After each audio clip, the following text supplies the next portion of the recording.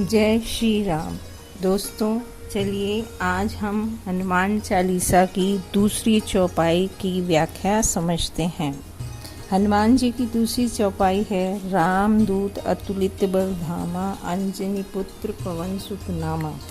अर्थात, हे हनुमान जी, आप प्रभु श्री राम के दूत हैं, असीमित बल के भंडार हैं। आप लोक में अंजनी पुत्र और पवन सुत के नाम से प्रसिद्ध हैं। श्री राम त्रेता युग में भगवान विष्णु के अवतार हुए। ऐसे श्री राम के दूत हैं हनुमान जी। इस चौपाई में तुलसीदास जी हनुमान जी का परिचय दे रहे हैं। माता पिता से पहले उन्होंने परम पिता परमेश्वर का नाम लिया है, क्योंकि प्रत्येक जीव का सच्चा नाता तो भगवान से ही है। माता पिता का नाम तो सांसारिक है। हनुमान जी साक्षात शंकर भगवान के स्वरूप हैं। इसी राम नाम को भगवान शंकर ने अपने कंठ में रखा था, अतः वे सदैव राम राम जपते हैं। राम नाम में अलौकिक शक्ति है। प्रभु के नाम से प्रीति करने से जीवन सुधरता है, मानव को शांति मिलती है। ऐसे श्री राम के दूत हैं हनुमान जी। हनुमान जी, दूत का अर्थ है संदेशवाहक, जो अपने स्वामी के संदेश पहुंचाने का कार्य करे, वो दूत है। हनुमान जी श्री राम के दूत बनकर लंका में गए, जैसे भगवान श्री कृष्ण पांडवों के दूत बनकर शांति का प्रस्ताव लेकर हस्तिनापुर गए थे। अपने भक्तों की खातिर भगवान दूत बनने को लिए भी तैयार हो जाते हैं। वास्तव में देखा जाए तो हनुमान जी का कार्य भगवान श्री कृष्ण से ज़्यादा कठिन था। भगवान श्री कृष्ण तो कौरवों और हस्तिनापुर का पूर्ण ज्ञान रखते थे। उन्होंने वहां जाकर सिर्फ पांडवों का संदेश देना था और उनके समक्ष शांति का प्रस्ताव रखना था। लेकिन हनुमान जी को ना तो लंका के बारे में पता था और ना ही सीता माता के विषय में वे कुछ जानते थे। वो तो माता सीता को पहचानते तक नहीं थे। अतः लंका का पता लगाना और माता सीता का पता लगाना हनुमान जी के लिए एक दुष्कर कार्य था। परंतु ऐसे रामदूत हनुमान जी के लिए कोई कार्य दुष्कर कैसे हो सकता है। नीति के अनुसार दूत का कार्य बहुत ही दायित्वपूर्ण होता है। दूत कार्य कोई साधारण मानव नहीं कर सकता। दूत में बुद्धि और बल दोनों का होना आवश्यक है। 100 योजन सागर को लांघकर अनेक बाधाओं को पार करते हुए हनुमान जी लंका पहुँचे और वहाँ उनकी विभीषण जी से भेंट हुई और हनुमान जी को माता सीता का पता मिल गया। कहने का भाव ये है कि जो भगवान के कार्य के लिए निकलते हैं, उन्हें प्रभु की कृपा से आगे का मार्ग अवश्य मिल जाता है।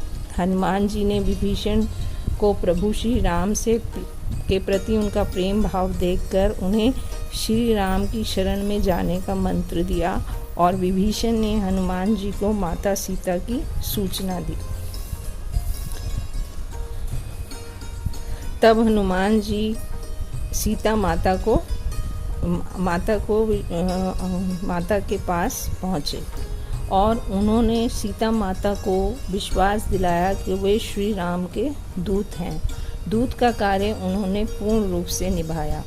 हनुमान जी ने श्री राम के दूत के रूप में न केवल सीता मैया को श्री राम का संदेश पहुंचाया, बल्कि तब से लेकर आज तक वे जन जन तक श्री राम के नाम को पहुंचाकर वास्तव में अपने स्वामी का संदेश ही पहुंचा रहे हैं। यही सच्चे दूत की पहचान है। हे हनुमान जी, आपके बल की तुलना कोई नहीं कर सकता। आप बल के भंडार हैं। आप अत्यंत शक्तिशाली हैं। बाल्यकाल से ही आप बलवान रहे हैं। धरती पर अवतार लेते ही हनुमान जी 5-6 वर्ष के बालक हो गए और उनमें दिव्य शक्ति का संचार हो गया। पिता होने के नाते पवन देव ने उन्हें उड़ने की शक्ति प्रदान की। अपनी बाल लीला में उन्होंने लीला करते हुए कभी कभी ऋषि मुनियों के साथ खेल खेले, जो उन्हें पसंद नहीं आते थे। इसलिए ऋषि मुनियों ने एक बार उन्हें श्राप दे दिया कि जिस बल के कारण तुम हमें परेशान करते हो, उसी बल का तुम्हें स्मरण ही न रहे। तुम तब तक इस बल को भूले रहोगे जब तक तुम्हें कोई जगत के कल्याण के लिए तुम्हारे बल और शक्ति का पुनर्स्मरण नहीं करा देगा। यही कारण था कि जब सागर लांघने के लिए जामवंती जी ने हनुमान जी को उनके पराक्रम व बल का स्मरण कराया तो एक ही छलांग में हनुमान जी 100 योजन सागर को पार कर गए। वे सभी से बलशाली थे। और दूसरा, अर्जुन के रथ की ध्वजा पर अतुलित बलशाली हनुमान जी विराजमान थे, जिनकी कृपा से शंखनाद इतना भयंकर हो गया कि जिसे सुनकर शत्रु आधे तो युद्ध से पहले ही हार गए थे। हनुमान जी का बल जगत के कल्याण के लिए था, इसलिए उन्हें अतुलित बलधाम कहा। उनके बल की तुलना कोई भी नहीं कर सकता। अपने बल से एक मुष्टिका के एक प्रहार से उन्होंने रावण, कुंभकर्ण और मेघनाद को मूर्छित कर दिया। प्रभु श्री राम स्वयं मानते हैं कि हनुमान का बल बाली और रावण से भी अधिक है। अंजनी पुत्र अंजनी मैया को हनुमान जी की माता बनने का गौरव प्राप्त हुआ। वे अपने आप को बहुत ही भाग्यशाली समझती हैं। देवी अंजना अपने पूर्व जन्म में इंद्रलोक में रहने वाली एक सुंदर अप्सरा थी। वो जितनी सुंदर थी उतनी ही चंचल स्वभाव की थी। एक बार उनसे ऋषि का उपहास हो गया और ऋषि ने क्रोधित होकर उन्हें श्राप दे दिया, वानरों की भांति चंचलता करने वाली तू वानरी हो जा। ये सुनते ही पुंजिक स्थला जो है वह डर गई और ऋषि के चरणों में गिरकर क्षमा मांगने लगी। इस प्रकार उनके बार बार क्षमा मांगने पर ऋषि ने बोला कि तुम्हारे बार बार क्षमा मांगने पर हम तुम पर प्रसन्न हुए, इसलिए हम तुम्हें स्वरूप बदलने का वरदान प्राप्त करते हैं। उसी श्राप के अनुसार पुंजिक स्थला ने कपि योनि में वानर राज महामनुष्य कुंजर के घर उनकी पुत्री के रूप में जन्म लिया। समय आने पर उनका विवाह वानरराज केसरी के साथ हुआ। कहते हैं हनुमान जी जैसे बलशाली पुत्र की प्राप्ति करनी हो तो पहले तपना पड़ेगा। तपस्या के बिना भगवत प्राप्ति संभव नहीं है। इसलिए देवी तपस्या ने कठिन तपस्या की और देवी अंजना की कठिन तपस्या से प्रसन्न होकर भगवान शंकर ने उन्हें वर दिया कि हे देवी, हम स्वयं ही तुम्हारे पुत्र के रूप में प्राप्त होंगे। अब तुम्हें शीघ्र ही संतान सुख की प्राप्ति होगी। हनुमान जी को पवन सुत अर्थात पवन देव का पुत्र भी कहा गया है, जबकि वो अंजनी मैया और केसरी राज के पुत्र हुए। तो फिर वे पवन पुत्र कैसे हुए? भगवान शंकर और पवन देव के वरदान के अनुसार जब अंजना मैया ने गर्भ धारण का समय आया तो भगवान शंकर ने कैलाश में बैठे हुए पवन देव का स्मरण किया। भगवान शंकर बोले, मेरे नारायण धरती पर श्री राम के रूप में अवतार लेने वाले हैं। अपने स्वामी से पूर्व मैं उनकी सेवा के लिए धरती पर जाना चाहता हूँ, अतः तुम मेरा ये तेज पुंज ले जाकर केसरी की पत्नी अंजना के गर्भ में स्थापित कर दो। ये मेरा कार्य केवल तुम ही कर सकते हो।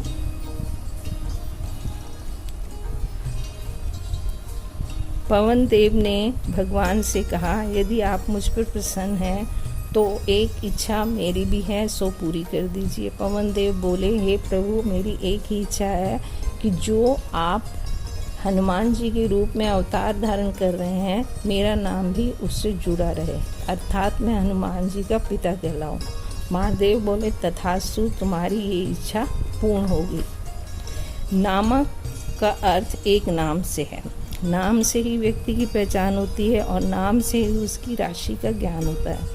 यदि उसका नाम माता पिता के नाम से जुड़ा है तो उसके माता पिता के बारे में ज्ञान हो जाता है। जैसे द्रौपदी का नाम उसके पिता राजा द्रुपद से जुड़ा था।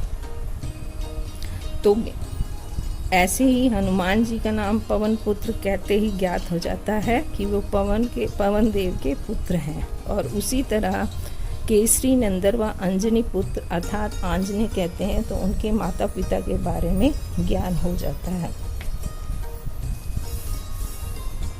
नामा शब्द का दूसरा भाव ये है कि हनुमान जी प्रभु श्री राम का जाप करने से नामा कहलाए।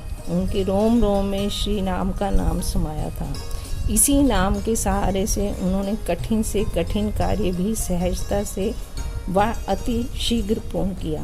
नामा बनकर हनुमान जी ने जगतवासियों को ये संकेत दिया कि मैं कलयुग में प्रभु के नाम का ही अधिक महत्व होगा। नाम का आश्रय लेकर जीव भव सागर से पार हो जाएगा। गोस्वामी हनुमान जी के माध्यम से बता रहे हैं कि प्रभु के नाम में वो शक्ति है जो किसी दूसरे साधन में नहीं है। यदि है भी तो उन समस्त साधनों की शक्ति एकत्र करके भगवान ने नाम में ही रख दी है। एक बार जो राम बोलता है उसके कोटि कोटि जन्मों के पाप जलकर भस्म हो जाते हैं। प्रभु का नाम पापी से पापी को तार देता है। गीता में भगवान ने कहा है कि वे ऐसे पापी व दुराचारी को भी धर्मात्मा बना देते हैं।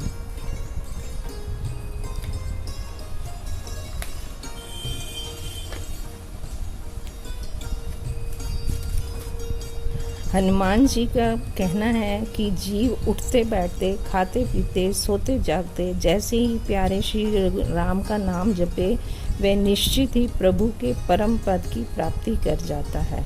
वे कहते हैं कि एकमात्र श्री राम का नाम ही मेरा जीवन है, मेरा सर्वस्व है। वे अपनी रचना से कहते हैं कि यदि तू अपना मंगल चाहती है तो तू सतत प्रभु श्री राम का नाम रटती रह। राम स्मरण में तू कभी भी विलंब नहीं करना। इसीलिए गोस्वामी तुलसीदास जी ने कहा है, राम दूत अतुलित बलधामा, अंजनी पुत्र पवन सुत नामा। जय श्री राम।